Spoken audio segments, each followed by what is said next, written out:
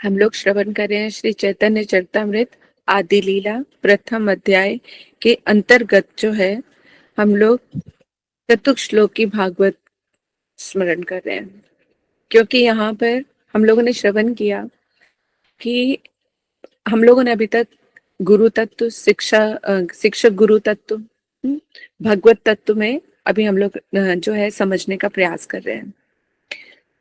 जो श्रीमद् भागवत में जो पहला श्लोक यानी चतुर्थ श्लोक की भागवत का जो पहला श्लोक है, अहमे वास्मे वाग्रे नान्यद यदि सति सत्परम पश्चादहम यदि तच्चे यो वशिष्येत सो सम्यम।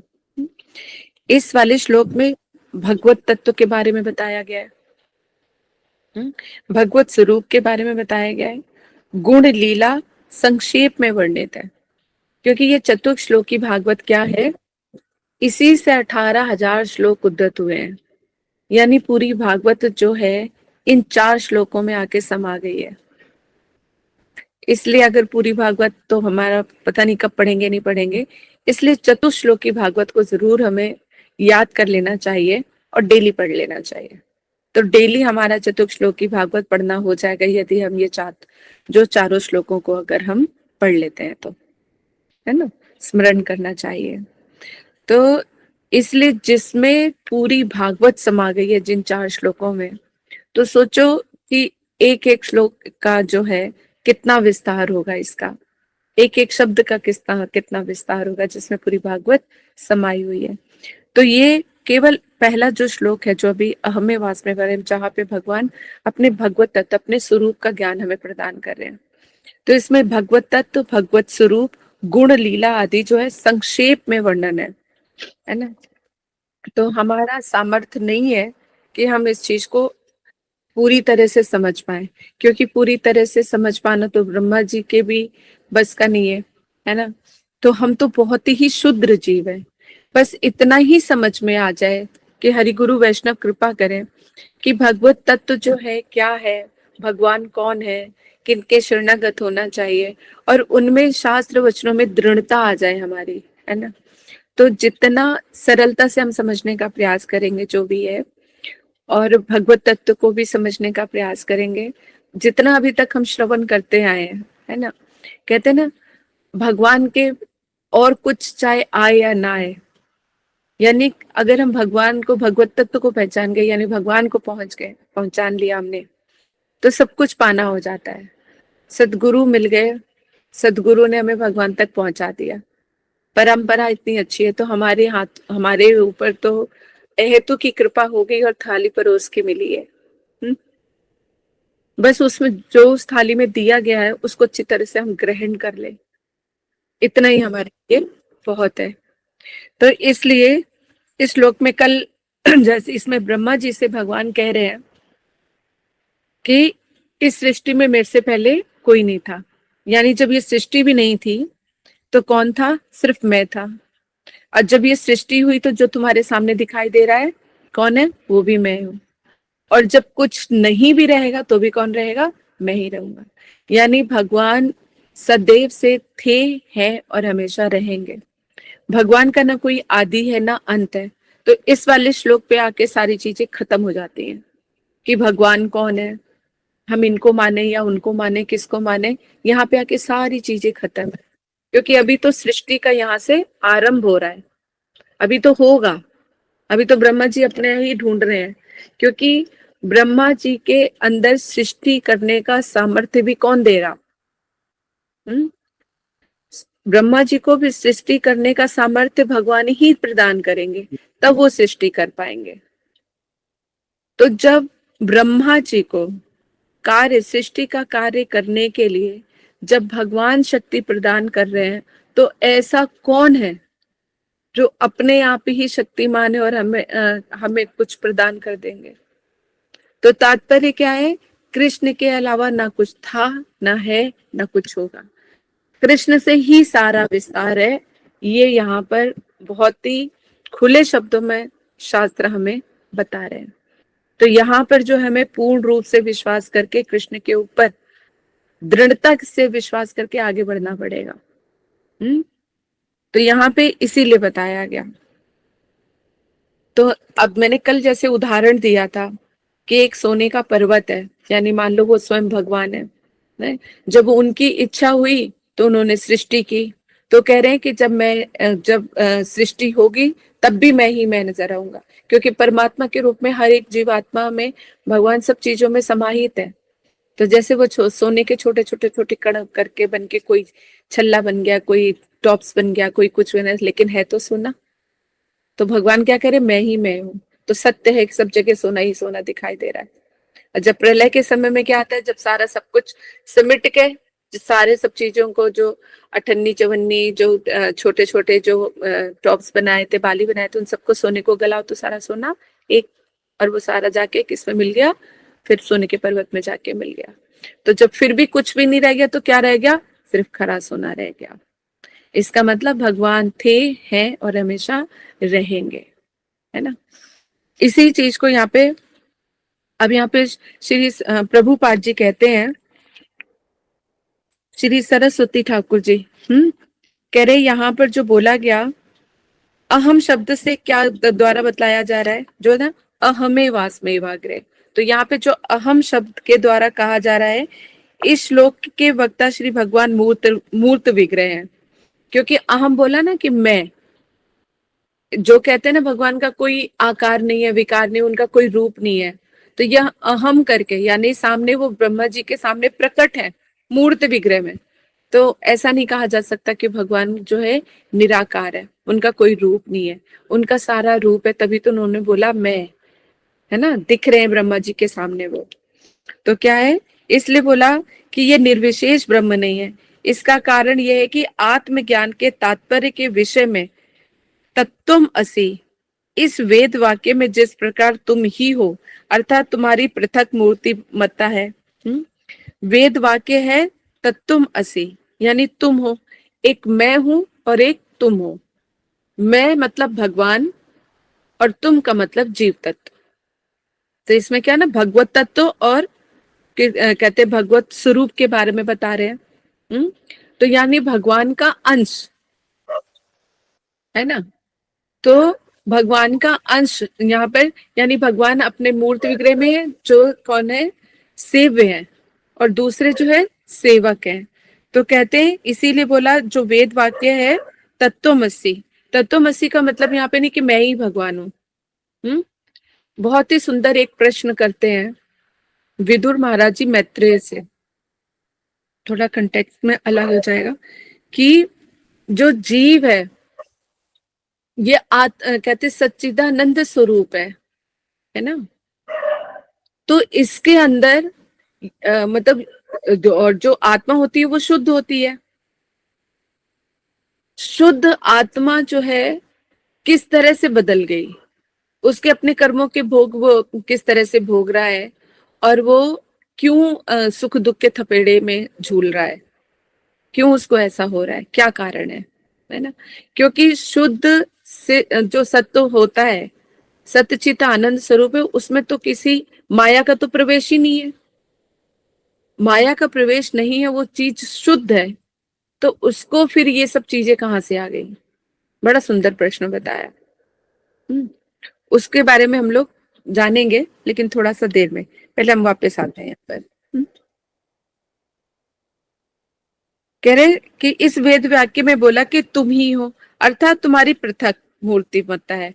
तुम अलग हो और मैं अलग हूँ, भगवत तत्व अलग है और जीव तत्व अलग है, ये कहना उपयुक्त है।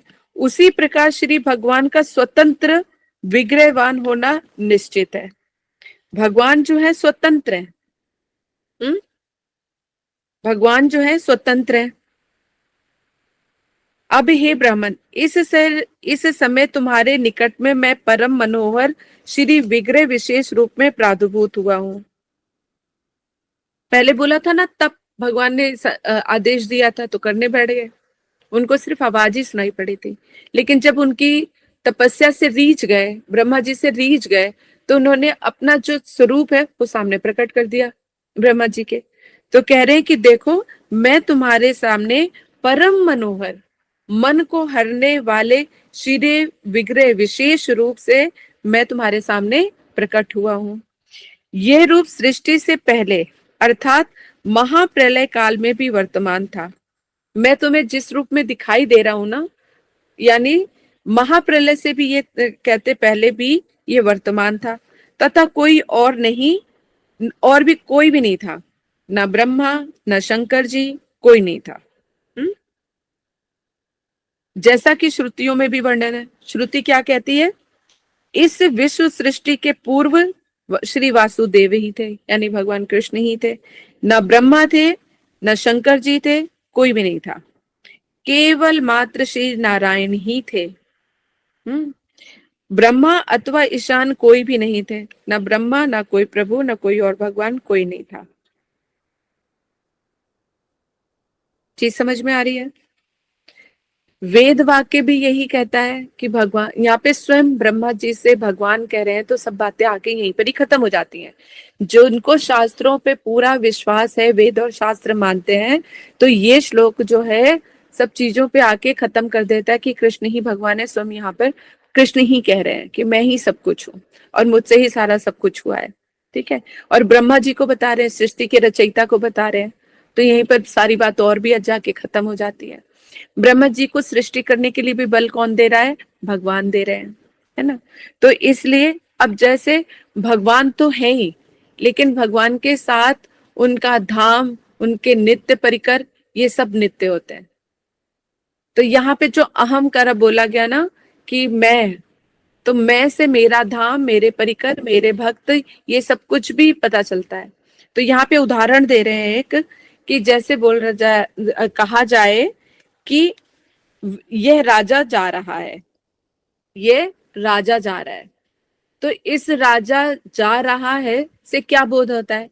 एक राजा है जो अपने सिंहासन पे बैठा हुआ है, और काफी सारे जो उसके सेवक हैं, कोई चावल डुलाता हुआ चल रहा है, कोई पंखा कर रहा है, कोई उसकी पालकी को उठाया हुआ है, और कोई उसके आगे आगे, यानी अपने मंत्री, अपने सेवकों के साथ ठाट बाट, राजसी ठाट बाट से वो जा रहा है।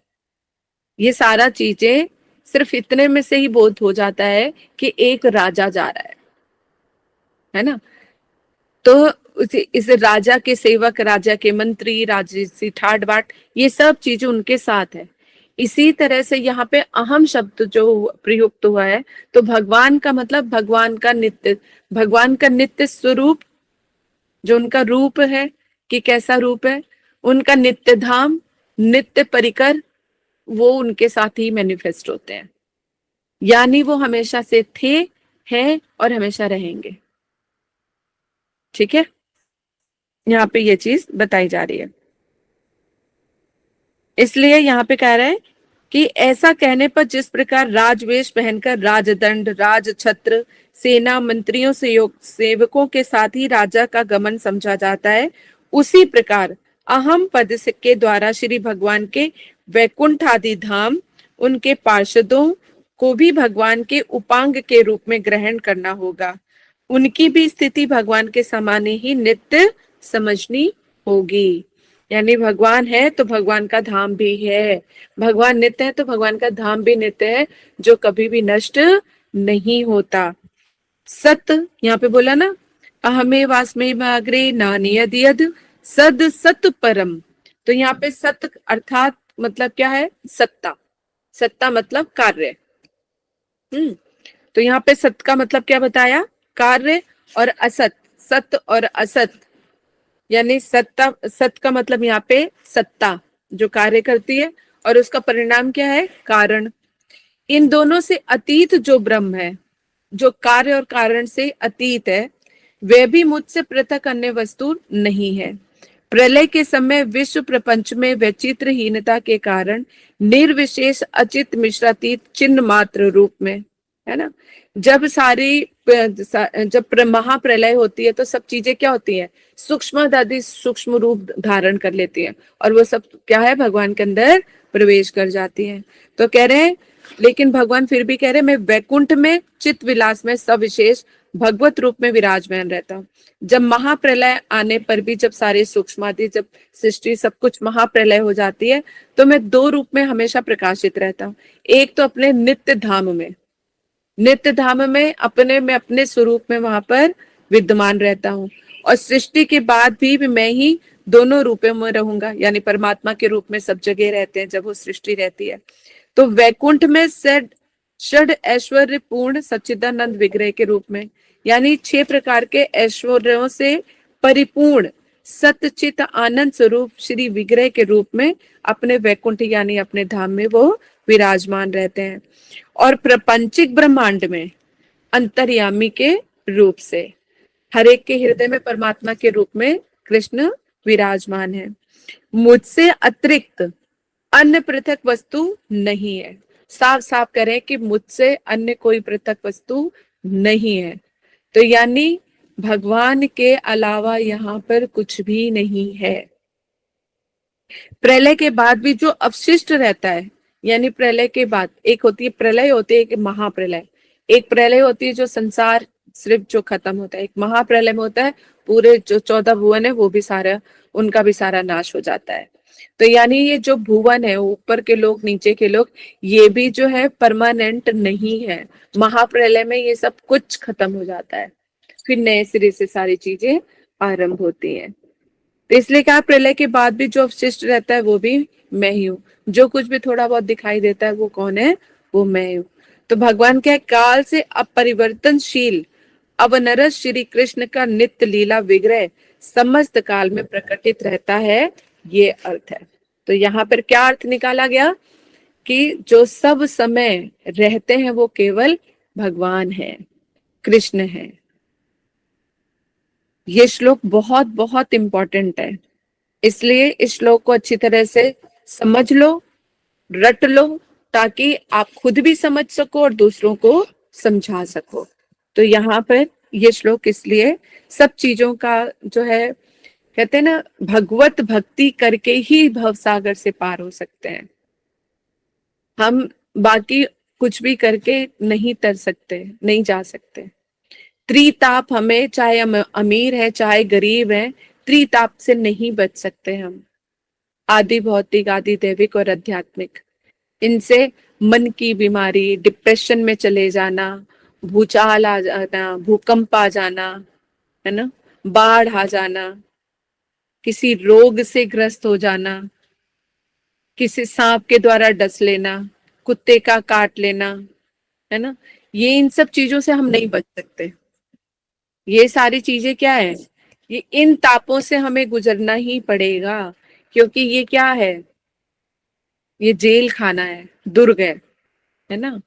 तो यहाँ पे हम अपने कर्मों के फलों को भोगने आएंगे तो यहाँ पे सुख नहीं है। जो हमें सुख की प्रतीति हो रही है, देखो इसको कितना सुंदर तरीके से बताया है। श्रीमद् भागवत में मैं पढ़ रही थी कि जब महाभारत का युद्ध आरंभ होने वाला था, तो आप लोगों को पता ही है कि विदुर जी जो है, जब दुर्योधन बुरी तरह से विदुर जी का अपमान कर देता है, तो विदुर जी सब कुछ छोड़ छाड़ के यहाँ से चले जाते हैं, तीर्थों का भ्रमण करने के लिए चले जाते हैं। वो कहते हैं ना, मैं इधर से लड़ूंगा, क्यों किसी के साइड से नहीं लड़ा। वो कहाँ निकल गए? कहते हैं विनाश काले विपरीत बुद्धि।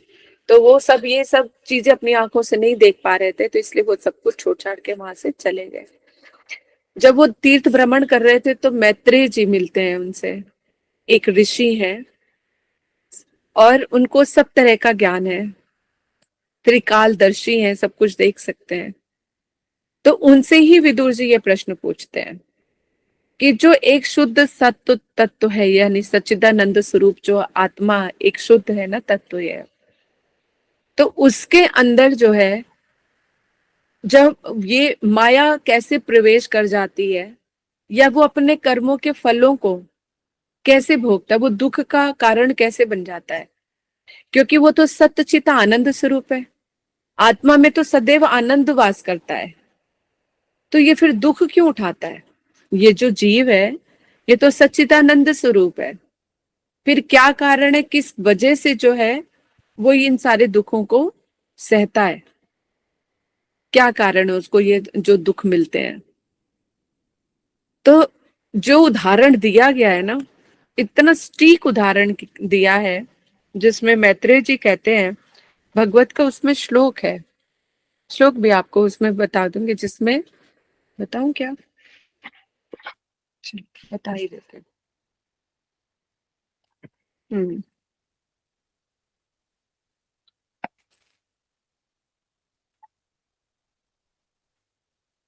हम्म। बताया। ये है तीसरे स्कंद के 7वें अध्याय का 10वां श्लोक है।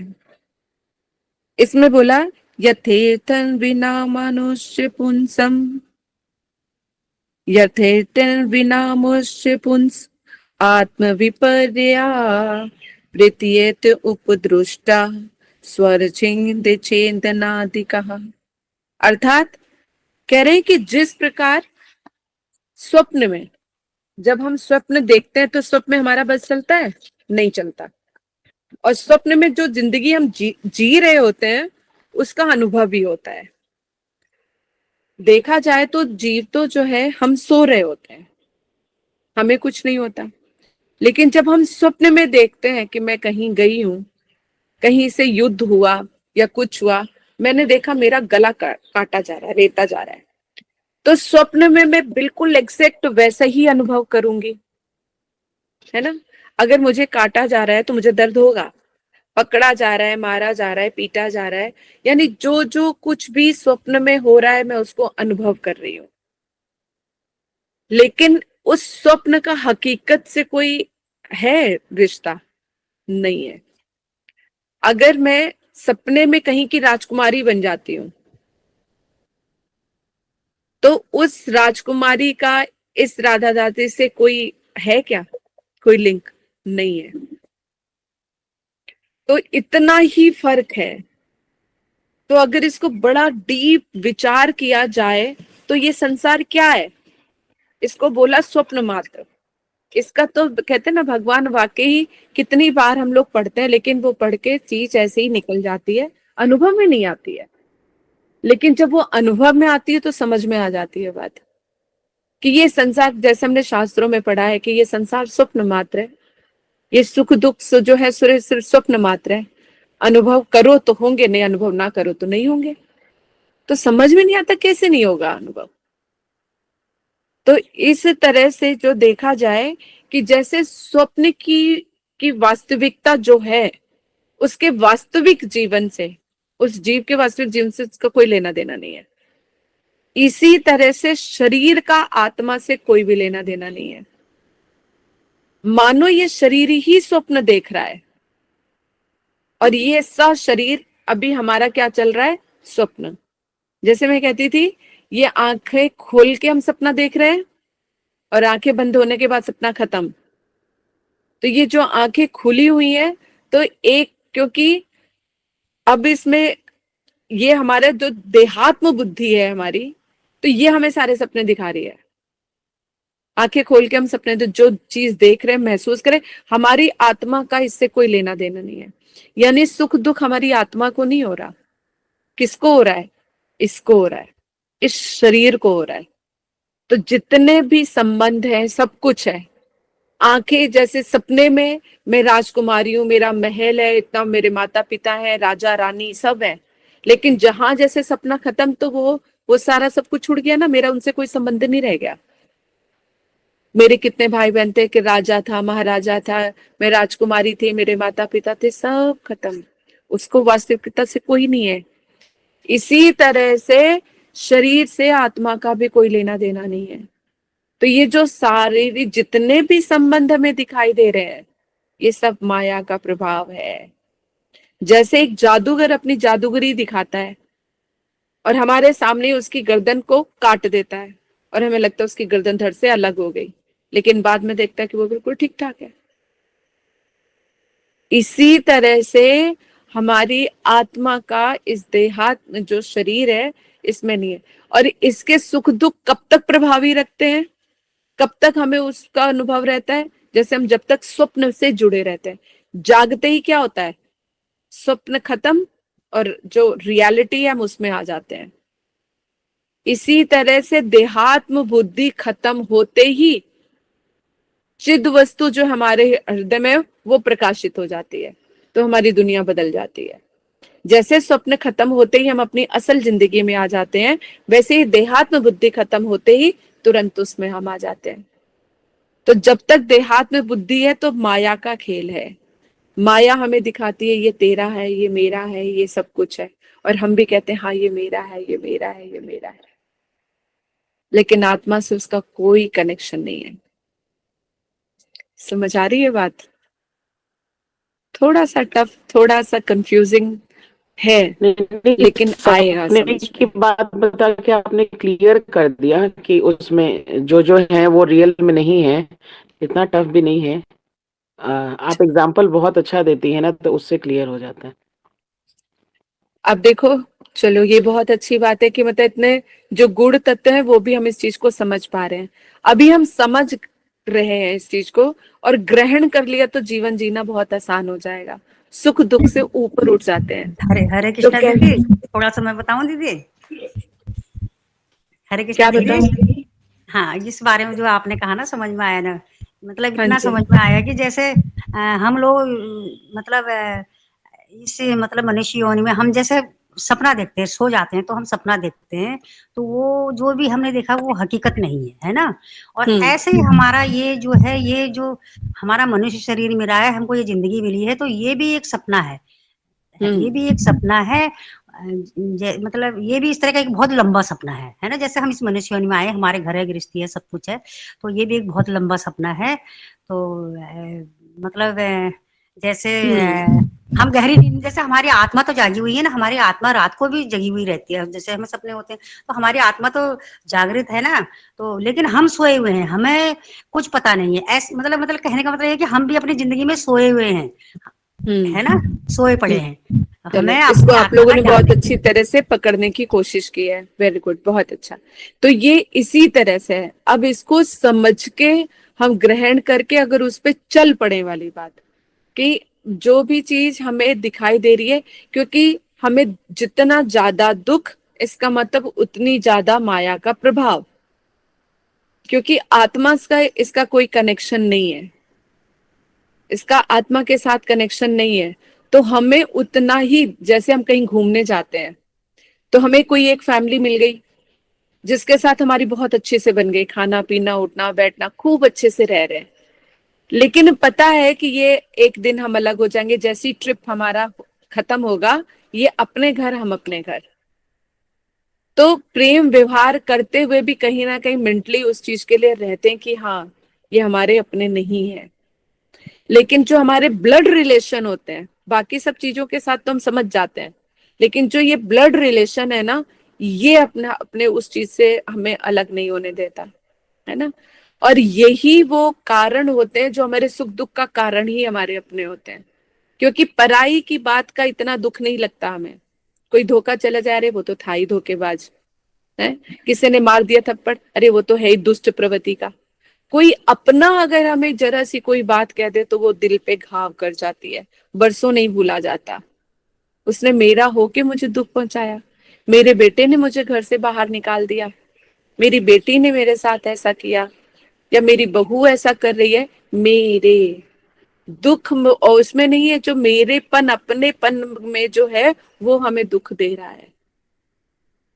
अगर हम यही समझें कि सब अपनी अपनी ड्यूटी कर रहे हैं, जिसकी जैसी प्रवृत्ति है वो वैसा कर रहा है, तो किससे शिकवा शिकायत किससे रह जाएगी। लेकिन ये जो मैं की है ना, कि मैं कौन हूं और ये मेरे हैं, मैं और मेरा ही हमें दुख दे रहा है, और ये मेरे जो अपने लग रहे हैं ये माया का प्रभाव है।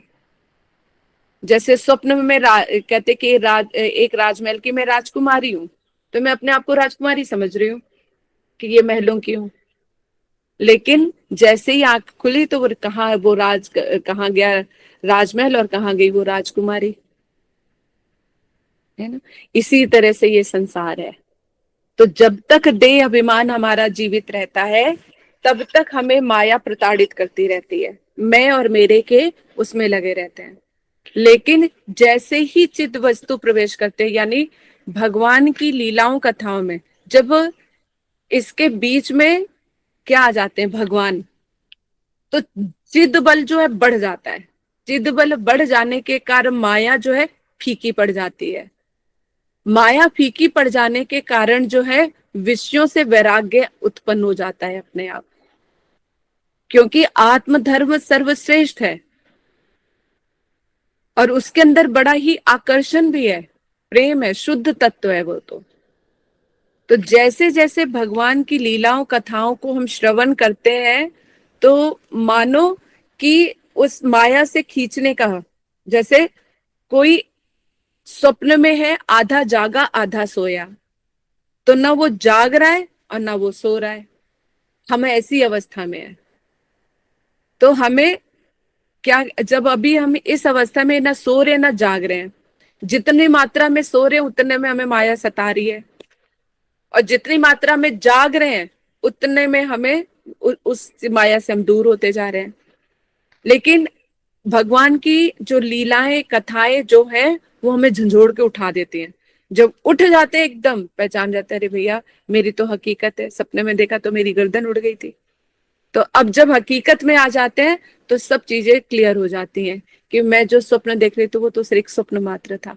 यानी जब हम कहते परमार्थिक जगत में एंटर कर जाते हैं, यानी जब अपने स्वरूप का ज्ञान हो जाता है, तब समझ आ रहा, अरे मैं कौन हूं और क्या बन के मैं रह रही थी, मेरा स्वरूप क्या है और मैं क्या बन के रह रही थी, क्या मुझे करना चाहिए था और मैं क्या कर रही हूं। तब जीव जो है चिद बल जब बढ़ जाता है तो धीरे धीरे धीरे माया का प्रभाव कम हो जाता है, वही संसारिक सारी चीजें जो है ना के बराबर आ जाते हैं। फिर एक जब ऐसी अवस्था आती है ना, जब हम साधु के बारे में सुनते हैं कि जो उत्तम कोटि के भक्त होते हैं उनको बाहर दिशा का कोई फर्क ही नहीं पड़ता, जैसे सुखदेव गोस्वामी जी हैं, वो भगवान के प्रेम में इतना निमग्न है कि बाहर में उसको उनको पत्थर मार रहे हैं कि कौन क्या कर रहा है क्या नहीं कर रहा, मान कर रहा है अपमान कर रहा है, इससे उनको कोई फर्क ही नहीं पड़ रहा है, इससे उनको कोई फर्क नहीं पड़ रहा, क्योंकि वो बाहर की दशा से शून्य हो गए हैं। यानी वो स्वप्न से निकल कर कहाँ है, अब जागृत अवस्था में है, भगवान के प्रेम है, आत्म स्वरूप में प्रतिष्ठित हो गए हैं। इसी तरह से भजन करते करते भगवान के नाम रूप गुण लीलाओं में इतनी शक्ति है कि वो हमें संसार से निकाल के हमें आत्म रूप में प्रतिष्ठित कर सकती है। समझ आई बात? हरे कृष्णा और दीदी, थोड़ा डिस्टर्ब। हरे कृष्णा दीदी, हरे कृष्णा। मतलब मैत्रेय ऋषि ने क्या कहा उनको, विदुर जी को, वो आप बताएं। मैत्रेय ऋषि ने क्या जवाब दिया हाँ, विदुर जी को? मैत्रेय जी ने जो है यही तो उन्होंने बताया, जो अभी मैंने इस श्लोक में बताया कि ये जो जीवन है वो स्वप्न की भांति है। तो इसमें यही कह रहे हैं कि जो जैसे उन्होंने कहते हैं कि शीश खंड करके दिखाया, जो श्लोक में अभी मैंने पढ़ा उसमें ये बता रहे हैं कि जैसे स्वप्न में मैं तुमने देखा कि तुम्हारी गर्दन अलग हो गई है और उसका तुम दर्द सह रहे हो, लेकिन जैसे तुम स्वप्न से उठ जाते हो तो तुम देखते हो कि तुम्हारी गर्दन है। यानी जो दिख रहा था वो वैसा नहीं है हकीकत में, हकीकत कुछ और है। इसी तरह से जो ये संसार हमें दिखाई दे रहा है वो ऐसा है नहीं, यानी परमार्थिक जगत अलग है। आत्म तत्व में जो अपनी आत्मा में से हमारा भी क्या फर्ज दिखाई रहा है, मैं और मेरे में पड़े हुए हैं, इस शरीर के संबंध में ही फंसे हुए हैं हम, यानी देहात्म बुद्धि है अभी हमारी, परमार्थिक बुद्धि उदय नहीं हुई है। तो स्वप्न में जब तक रह रहे हैं तब तक इसका मतलब देहात्म बुद्धि है। स्वप्न से उठ जाने के बाद जो है हमारे परमार्थिक यानी आत्म तत्व धर्म जो है उसमें हम प्रतिष्ठित हो जाते हैं। तो वहां पर कहने का तात्पर्य यही है कि ये जो जीव सत्यचित आनंद स्वरूप है, कहते हैं ना कि इसके ऊपर परत चढ़ गई, ये आच्छादित हो जाता है। लेकिन आगे के एक श्लोक में उसमें बता रहे कि जैसे ज्ञान जो है आत्मस्वरूप का ज्ञान जो है नष्ट हो गया, तो कह रहे ये आत्मा का जो ज्ञान है वो नष्ट नहीं होता, क्योंकि जो चिद वस्तु में जो जैसा गुण है वो वैसे ही रहता है। अगर चिद वस्तु में भी गुण निकल जाए, अगर उसमें से वो गुण निकल जाए तो इस फिर वो उस वस्तु का अपना अस्तित्व ही क्या रह जाएगा। जो चीज बदल गई तो उसका फिर अपना अस्तित्व क्या रहेगा। इसलिए जो सत्यचित आनंद स्वरूप जो आत्मा है उसके भी अपने गुण है, उसका अपना ज्ञान है, तो वो उस चीज को वो नष्ट नहीं होता है, लेकिन सिर्फ वो आच्छादित हो जाता है। तो आच्छादित, और जहां पे एक मायावादी जो कहते हैं किसी किसी कारण की वजह से जीव में कहते कि हर एक जीव क्या है, ब्रह्म है, यानी वो भगवान की उपाधि दे रहे कि वो भगवान है। उनके अंदर कुछ कारण उत्पन्न हुआ जिसके कारण वो जीव बन गए, माया ने उनको ढक लिया। जब वो कारण दूर हो जाएगा तो फिर ब्रह्म बन जाएंगे। यानी उनके कहने का तात्पर्य कि जो सत्य वस्तु थी उसके अंदर कुछ ऐसा विकार उत्पन्न हो गया, है ना, विवर्त करके है उसमें श्लोक, कि उसमें जो है उसमें एक कहते कि उसमें चेंजेस आ गए, लेकिन उसमें चेंज नहीं आते हैं। यही उनकी थ्योरी जो है गलत है, जो हम लोगों को इस चीज में भ्रमित कर देती है कि ब्रह्म ही कहते कि वो जीव और ब्रह्म जो है एक ही है। क्योंकि जो जीव है यानी भगवान के, जो उसमें कभी भी परिवर्तन नहीं आता, वो सिर्फ आवृत हो जाता है। तो आवृत, जब आवृत्ति हट जाती है तो जीव तत्व यानी आत्म तत्व जो है वो प्रकाशित हो जाता है। तो इसी तरह से जैसे स्वप्न में मैंने देखा मेरी गर्दन कट गई है, लेकिन असली में जब मैं उठ के देखा तो कह लगा कि नहीं, ये तो मैं स्वप्न देख रही थी। तो यानी ये जब तक देहात्म बुद्धि रहती है तो माया हमें स्वप्न की भांति नचाती रहती है, जिसमें इसीलिए अभी हमें सुख भी महसूस हो रहा है, दुख भी महसूस हो रहा है, कष्ट भी हो रहे हैं, सब चीजें महसूस हो रही हैं। लेकिन भगवान का नाम आते ही बीच में ये सारी चीजें बदल जाती हैं।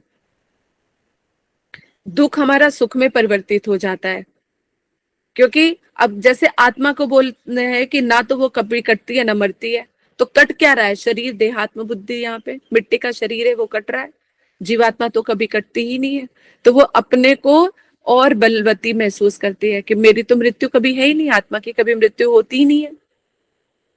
तो यहाँ पर एक जीव को हमें ये समझना पड़ेगा कि जो चीज हमें हमारे सामने अभी है ये भगवान की माया है। माया कब तक बोली जाएगी? जब तक भगवान की प्रतीति नहीं है उसमें। भगवान का नाम बीच में आते ही माया उससे, सत्य वस्तु से दूर हो जाती है। तभी भी माया भगवान के पीछे खड़ी है, आगे नहीं है। जहां भगवान आ जाते तो माया पीछे हो जाती है। इसी तरह से जो भगवान का भजन करते करते उनका स्तर जिस तरह से बढ़ते हैं, तब हमें देखने में आता है कि जो वो संसार से वैराग्य आ गया, धीरे धीरे सब चीजों से मन हट गया, फिर उनको क्या कह रहे हैं क्या नहीं कह रहे उनको कोई फर्क नहीं पड़ता। ये सारे कितने सारे उदाहरण हमारे श्रीमद् भागवत में, भगवत गीता में सब जगह दिए गए हैं कि जो उच्च कोटि के संत होते चले जाते हैं उनको क्या, यानी जो उनका आत्म तत्व, जो अपने आत्म तत्व में प्रतिष्ठित हो जाते हैं, जो तो उनसे बाहरी लिंग सारा टूट जाता है, यानी स्वप्न से वो पूरी तरह से जागृत अवस्था में आ जाते हैं, तो उनसे उनका कोई लेना देना नहीं रह जाता। तो जैसे जैसे भजन का स्तर बढ़ जाता है, जो आत्मधर्म में प्रतिष्ठित हो जाते हैं, उनके लिए कौन अपना कौन पराया, किसका दुख किसका सुख, उनको इस सब चीजों का कोई भान नहीं रहता। जैसे स्वप्न से हकीकत में किसी का कोई रिलेशन नहीं रह जाता है। समझ में आई बात? क्लियर हुआ आप लोगों को? जी दीदी, ठीक, समझ आ, ठीक, धन्यवाद। हरे कृष्ण। तो इसी तरह से यहाँ पर बताया गया। तो ये जब मैंने ये वाला पढ़ा ना, तो बहुत ही मतलब लगा कि वाकई ये संसार जो है ना, खेल है, और उस खेल के बीच में हम लोग फंसे हुए हैं। लेकिन बहुत बड़ी बात है कि ये भगवान का नाम तभी तो, क्योंकि उनमें इतनी शक्ति है ना। चैतन्य महाप्रभु ने भी बोला, नाम नामकारी बहुधा निज सत्व शक्ति सृपात पिता, उसमें सारी की सारी शक्तियों को भर दिया है। तो भगवान का नाम साधारण नहीं, भगवान का रूप साधारण नहीं, उनकी लीलाएं कथाएं साधारण नहीं है। दुनिया भर की कथाएं लीलाएं, अगर हम कथाओं को जो पढ़ते हैं उनसे हमारा सिर्फ टाइम पास होता है, लेकिन भगवान की रूप गुण लीलाओं कथाओं को श्रवण करने से, उनको पढ़ने से, उनका अध्ययन करने से हमारे कितने कितने अनर्थ और कितने कितने पाप नष्ट हो जाते हैं, और जो आत्म तत्व है वो प्रकाशित होने लग जाता है। तभी तो, क्योंकि हम भगवान की चिद वस्तु है, आत्मा जो है चित वस्तु है ना, सत्य चित आनंद स्वरूप है, तो आनंद ही का ही भोग कर सकती है वो, और वो भी सेवा रूपी आनंद। आत्मा कभी दुखी नहीं होती, उसको कभी सुख दुख का आभास नहीं होता, क्योंकि वो सदैव ही आनंद में रहने वाली है। और अपने संसार में जब हम लोग रहते हैं तो सारा टाइम दुखी रहते हैं। संसार दावानल इसको बोला गया है। तो इसको जो शास्त्रों में, श्रुतियों में बताया है कि ये संसार क्या है, स्वप्न मात्र है। लेकिन उस स्वप्न को अब जाके कहीं समझ में आया कि वो स्वप्न मात्र किस तरह से है। तो इन सब चीजों से अगर बड़ी गहराई से जब हम विचार करें तो सब चीजें समझ में आएंगी। हरि नाम चिंतन करते वक्त ये इसमें प्रतिष्ठित होना पड़ेगा, दृढ़ विश्वास के साथ आगे बढ़ेंगे तभी हो सकता है ना। हाँ रीना बोलो। हरे कृष्णा दीदी, कोटि कोटि दंडवत प्रणाम। दीदी जैसे अभी आपने कहा कि हमारे अनर्थ कटते हैं कथा सुनने से, तो हरि नाम सुनने से भी आपने बताया था कि अनर्थ कटते हैं। तो अगर हम मतलब क्या ये हरि नाम का और कथा सुनने का एक ही इफेक्ट है कि जैसे हरि नाम में आपने कहा कि हमें भगवान के पास एक दिन हरि नाम करते करते हमें लीलाओं का ज्ञान हम वो दर्शन कर सकते हैं, हमें भगवान प्रकट हो जाएंगे हरि नाम करते करते, जो हम आपने पूरे सब याम का अर्थ बताया। तो क्या वो सेम इफेक्ट कथा सुनने पर भी है कि कथा सुनते सुनते हमें दर्शन हो जाएंगे या कथा सुनते सुनते हमारे बिल्कुल, अनर्थ कट जाएंगे? हाँ, क्योंकि शास्त्रों में कहा गया, गुरु वर्ग भी कहते हैं कि भगवान का नाम रूप गुण लीला ये अलग नहीं है, सब एक ही है। क्योंकि किससे रिलेटेड है? कृष्ण से रिलेटेड है। कृष्ण से रिलेटेड होने पर ये सब चीजें एक ही मानी जाएंगे। इसलिए कृष्ण की सेवा, हरि नाम कर रहे हैं या उनकी सेवा करें, उनको नहला रहे धुला रहे, सब उसी में इंक्लूड हो जाएगा। ये सिर्फ मार्जन का ही काम करेंगे। हमारे जब जैसे जैसे अनर्थ दूर होते जाएंगे तो मानो स्वप्न से जागृत अवस्था की ओर हम लोग चल पड़े हैं। तो जो बेढाल होते हैं, ना इधर के रहते ना उधर के रहते, वो बीच की अवस्था रहती है, तो ना दीदी इधर अगर पूरी तरह। मैं अगर 3 घंटे कथा सुन रही हूँ और 1 घंटा हरि नाम कर रही हूँ, तो इसका मतलब है कि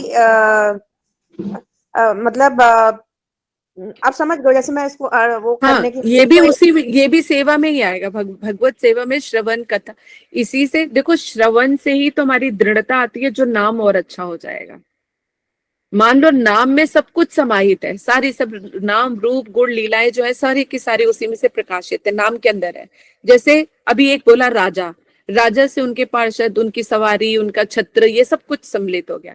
इसी तरह से जब हम नाम लेते हैं, कृष्ण नाम क्या, हरे कृष्ण, यानी राधा रानी और कृष्ण, तो कृष्ण का धाम, राधा नाम, इनकी प्रेमा भक्ति और इनका जो कहते कि जितने वो है भाव है, वो सब चीजें हैं, पूरा बीज स्वरूप है, एक तरह से नाम है। तो नाम के अंदर ही है। लेकिन अभी क्या है कि नाम को, नामी को अभी हम जानते नहीं है, नाम ले रहे हैं, श्रवण के माध्यम से ही हम नामी को पहचानने का प्रयास करते हैं। जैसे कल भी मैंने उदाहरण दिया था कि जैसे हरे कृष्ण बोल रहे हैं, अब उसको कथा नहीं सुनता तो उसको क्या पता कि कृष्ण कैसे हैं, उनके माधुर्य का, उनके गुण का, ये सब कुछ नाम में है लेकिन अभी हृदय में स्फुरित नहीं हुआ। लेकिन क्या है, श्रवण करने से उसकी मधुरिमा का थोड़ी सा आभास जो है वो हृदय में आ जाता है। कृष्ण की चंचल चितवन है, उनका जो है कमल के समान नेत्र है। जब हम श्रवण करते हैं तो कहीं ना कहीं वो हमें इफेक्ट करती है। फिर हम जब नाम करते हैं तो कहीं हमारी जो इमेजिनेशन है, जो अभी बुद्धि है हमारी, वो दौड़ती है कि कैसे होंगे कृष्ण। श्याम वर्ण कर दिया तो श्याम के जितने भी शेड्स नजर आते हैं, उन सारे शेड्स में दिमाग चला जाता है, कौन सा वाला शेड कृष्ण का होगा। तो इस तरह से जो है श्रवण के माध्यम से ही परिपक्वता आती है, और नाम में की जो मधुरिमा है उसका अनुभव श्रवण से ही हो पाता है। इसलिए श्रवण करना बहुत जरूरी है। श्रवण से नाम जो संख्या है बहुत अच्छे होने लग जाती है। इसलिए श्रवण भी मन दे के और हरि नाम भी मन दे के करना पड़ेगा, तभी ये सारी चीजें जो है मैनिफेस्ट होती हैं, तभी उनका हमें लाभ प्राप्त होता है। ठीक है। तो हम लोग श्रवण कर रहे थे, जहां कृष्ण कह रहे हैं कि जब प्रलय भी आ जाती है तब भी क्या कहते हैं, तब भी मैं हमेशा विराजमान रहता हूँ, सृष्टि के बाद भी मैं ही रहूंगा। यानी जो कुछ भी नजर आ रहा है तब भी मैं ही हूँ, हर जगह सिर्फ मैं ही हूँ। जैसे वो जो सोने वाला एग्जांपल थे, तो उससे तो काफी हद तक ये सारी चीजें क्लियर हो जाते हैं। तो कह रहे कोई ऐसी वस्तु नहीं है कि जिसमें मैं नहीं हूं, और सब जगह क्या है, प्रलय के बाद भी जो अवशिष्ट रहता है, कहते मैं भी वही हूं। इसका मतलब क्या, काल से अपरिवर्तनशील, समय के परे हैं भगवान, उनके अंदर चेंजेस नहीं आते, हमारे अंदर चेंजेस आते हैं, हमारी आत्मा के अंदर चेंजेस नहीं आते। वो जैसी है वैसी ही रहती है ना। तो हमारा शरीर बनता है, बढ़ता है, बिगड़ता है ना, चेंजेस आते रहते हैं, हर सेकंड चेंजेस आ रहे हैं। तो इसलिए, लेकिन भगवान जो है अपरिवर्तनशील होते हैं, वो काल के द्वारा उनके अंदर कोई भी परिवर्तन नहीं होता। कृष्ण नित्य लीला विग्रह समस्त काल में प्रकटित रहते हैं। कृष्ण का जो श्री विग्रह था, है और हमेशा रहेगा, ना उनका कोई आदि है ना कोई अंत है। तो ये श्लोक जो है बहुत गंभीर है, विस्तार भी इसका बहुत ज्यादा। अगर इसी में चले ना, तो परमेश्वरी प्रभु जी ने जब ये क्लास ली थी ना इस वाले श्लोक में, तो 8-10 दिन तो इसी श्लोक में ही लगा दिया था। तो अभी भी कह रहे थे कि इसका, इस श्लोक का इतना विस्तार है, इतना विस्तार है कि इसमें तो अगर कोई करने वाला हो ना तो महीनों भी कम पड़ जाए, इसके अंदर इतना विस्तार है। तो हम लोग तो जितना साधारण तौर पे समझ पाए या हरि गुरु वैष्णव से जितने हम, हमारा अधिकार है ग्रहण करने का, उस अधिकार से बढ़कर हमें हरि गुरु वैष्णव कृपा करें कि हम उस चीज को अनुभव कर पाए, समझ पाए, और जो है दृढ़ता से उस चीज को पकड़ के उस रास्ते पे हम चल पाए, है ना। अगर ये तत्व सिद्धांत हमारे क्लियर हो गए तो अनन्य भक्ति करने से आपको कोई भी नहीं रोक पाएगा। फिर आपका मन जो है विचलित नहीं होगा, जो इधर उधर भागता है ना, नहीं भागेगा।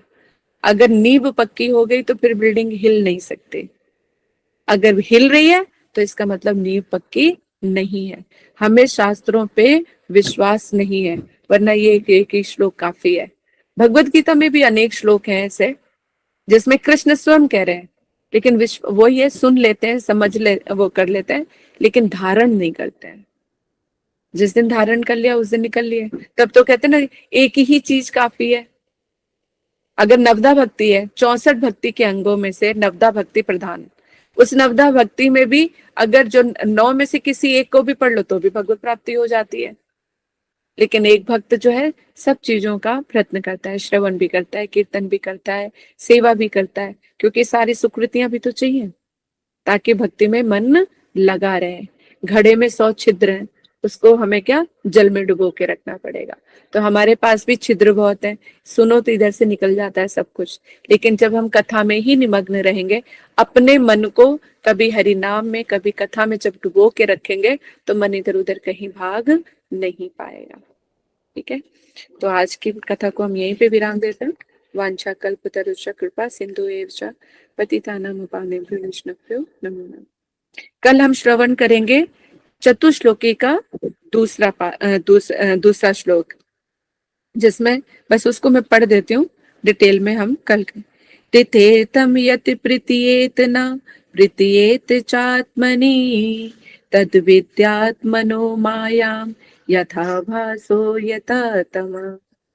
इस श्लोक में जो है माया तत्व के बारे में बताया है, जीव तत्व के बारे में बताया है, और जड़ तत्व के बारे में सूक्ष्म आदि सूक्ष्म रूप में सारा इसके अंदर ही भरा पड़ा हुआ है। तो ये भी एक तरह का खजाना है। तो कल हम इसको समझने का प्रयास करेंगे, और धीरे धीरे हरि गुरु वैष्णव हम पर कृपा करें कि बस समझ में आए। ठीक है, ये जो पहला अध्याय है ना, तो थोड़ा तत्व सिद्धांत पे चल रहे हैं, तो इसलिए हम वर्ड टू वर्ड चल रहे हैं। फिर आगे देखते हैं कि कैसे गुरुदेव प्रेरणा देते हैं और कैसे हम लोग कर पाते हैं, ग्रंथ भागवत की कैसी कृपा होती है। तो हरि गुरु वैष्णव से प्रार्थना है, श्री चैतन्य महाप्रभु जी से प्रार्थना है कि हमें पढ़ने और पढ़ने का समझने का जो है सामर्थ्य प्रदान करें, क्योंकि उनकी कृपा के बगैर संभव नहीं है कितने गूढ़ तत्वों को हम इस तरह से समझ सके। ठीक है।